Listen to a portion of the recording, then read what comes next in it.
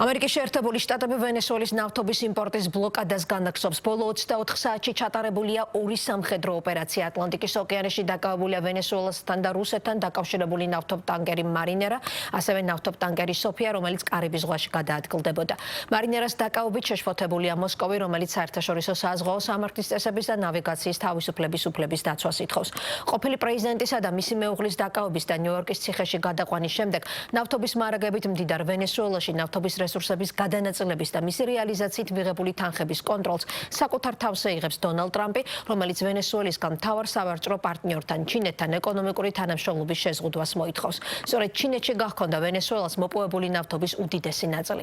ტრამპის მიდგომები და მოთხოვნები გამაღიზიანებელია ევროპის ცალკეული ქვეყნებისთვისაც, რომლებიც ორიანურის სამხედრო ოპერაციას საშიშ პრეცედენტად მიიჩნევენ.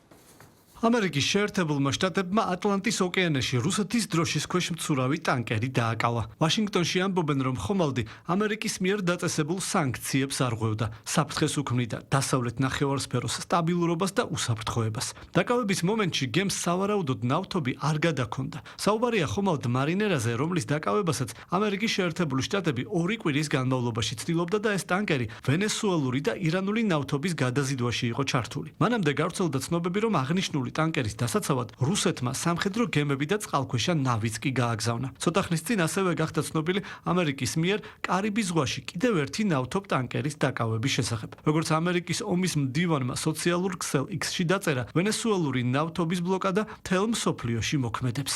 სანქცირებული და უკანონო ვენესუელური ნავთობის ბლოკადა სრული ძალით მოქმედებს მსოფლიოს ნებისმიერ წერტილში.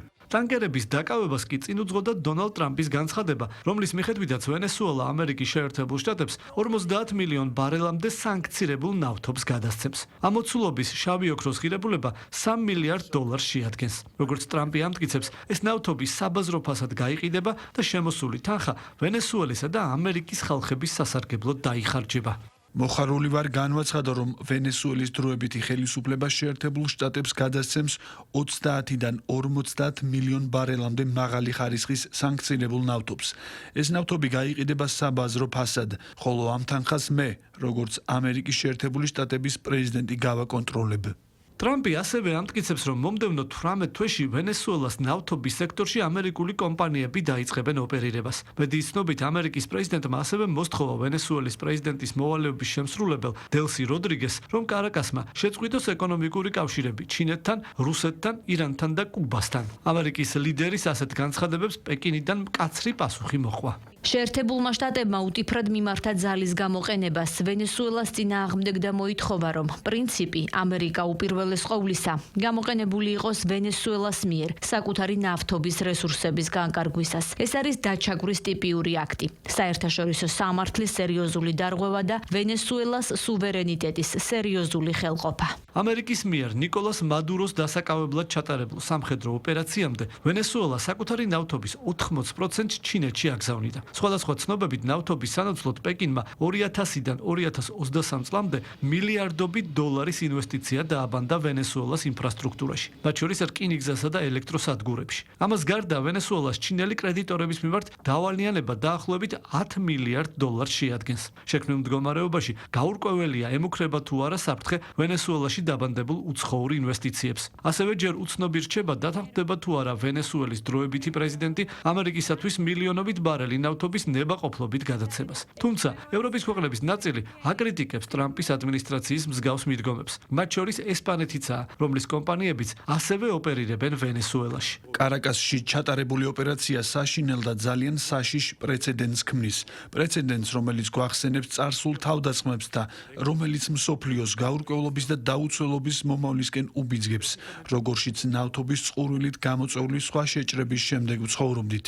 დღეს ვენესუელას ნავთობის მსოფლიოში უდიდესი მარაგი აქვს, რაც დაახლოებით 300 მილიარდ ბარელად ფასდება. თუმცა მთავარი არა რაოდენობა, არამედ შესაბამისობა. ამერიკის შეერთებულ შტატებში ქარხნების დიდი ნაწილი მძიმე ნავთობის გადამუშავებაზეა გათვლილი. ანუ ისეთ ნავთობზე, რომელიც ვენესუელაში მოიპოვება. მადუროს მმართველობის პერიოდში ამერიკის შეერთებულ შტატებს ვენესუელური შავი ოქროს ჩანაცვლება კანადიდან და მექსიკიდან იმპორტირებული ნავთობით უწევდა, რაც დღემდე გრძელდება. როგორც დარგის სპეციალისტები ამბობენ, ამერიკული ქარხნები ქვეყნების მძიმედან მსუბუქი ნავთობის გადამუშავებაზე გადაყვანა ძვირი დაჯდებოდა და ამას 10 წლეულები დასჭირდებოდა. ამიტომ ვენესუელური ნავთობი ამერიკის შეერთებული შტატების ეკონომიკისათვის მნიშვნელოვანია. თუმცა ვენესუელაში დღეს შექმნილი არასტაბილური გარემოს ფონზე რა დრო დასჭირდება ვენესუელაში ამერიკული კომპანიების დაბრუნებას ჯერ რთული სათქმელია.